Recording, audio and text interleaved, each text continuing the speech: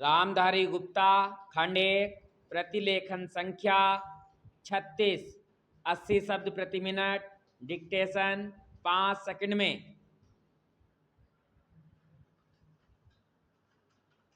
Start. महोदय, इस संबंध में दिन प्रतिदिन बढ़ने वाले भ्रष्टाचार की समाप्ति के लिए और कर्मचारियों के रवैये के संबंध में माननीय सदस्यों ने विचार प्रकट किए। मैं समझता हूं कि इससे कोई समझदार व्यक्ति इनकार नहीं करेगा कि भ्रष्टाचार को प्रोत्साहन नहीं देना चाहिए।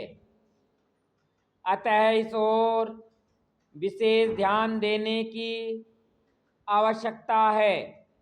भ्रष्टाचार को समाप्त करने के लिए जो कठिनाइयां सरकार के समक्ष हैं, उन पर शीघ्र ही कदम उठाए जाने चाहिए। यदि सख्ती भी बरतनी पड़े तो चिंता नहीं, हमें ऐसे कदम उठाने ही हैं।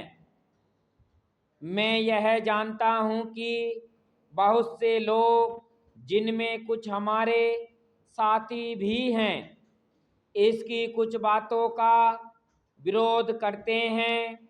परंतु यदि हम देश की उन्नति चाहते हैं, यदि हम देश को आगे बढ़ाना चाहते हैं, और विशेषकर यदि आप समाजवादी ढांचे के आधार पर, जिसको कि कांग्रेस ने देश के लिए निश्चित किया है, इस देश की व्यवस्था करना चाहते हैं, तो हमारे लिए आवश्यक है कि हम इस तरह से कदम न उठाएं कि जिससे लोगों को अपनी जीविका सुंदर ढंग से कमाने के लिए साधन जुट जाएं।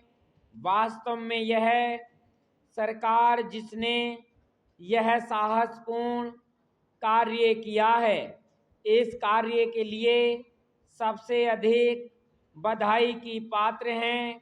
जो लोग यह आशा करते हैं कि हर एक काम उस ढंग से होना चाहिए जिसके लिए गांधी जी हम से कहा करते थे, और जैसा कि अभी हमारे एक साथी कह रहे थे कि जिस तरह से सरकार ने इस संबंध में व्यवहार किया है, वह गांधी जी की नीति के अनुसार नहीं था।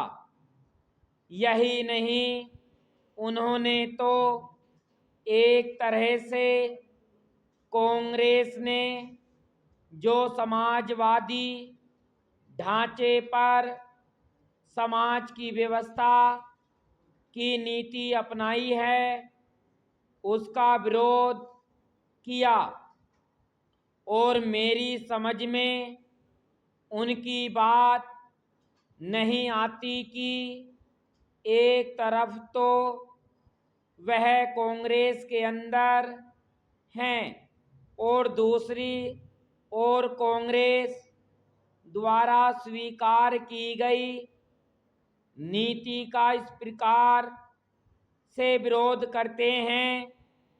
मैं समझता हूं कि वह इस बात को भी जानते होंगे कि कांग्रेस द्वारा इस नीति को स्वीकार करने वालों में अधिकतर वे ही लोग हैं जो गांधी जी के अनुयायी हैं और उनके सिद्धांतों में विश्वास रखते हैं। ऐसी स्थिति में उनकी वह बात समझ में नहीं आती कि आज सरकार प्रजातंत्र और गांधी जी के बताए हुए नियमों के अनुसार आचरण क्यों नहीं कर रही है? यह बात बिल्कुल ठीक नहीं है। स्टॉप।